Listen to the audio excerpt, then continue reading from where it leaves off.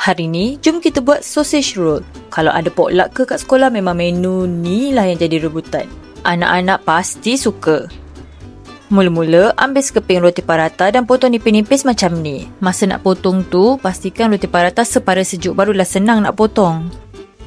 Ambil sausage, cucuk dengan lidi. Kemudian, gulung roti parata di sekeliling sausage. Simple je kan? Gulunglah sampai sausage tu tertutup. Kalau nak senang waktu menggulung, pastikan roti parata tu lembik sikit. Lepas tu, sapukan sedikit kuning telur supaya cantik berkilat nanti dan masukkan ke dalam air fryer. Bakar pada suhu 180 darjah Celsius selama 12 minit atau sampai masak. Bergantung kepada air fryer masing-masing.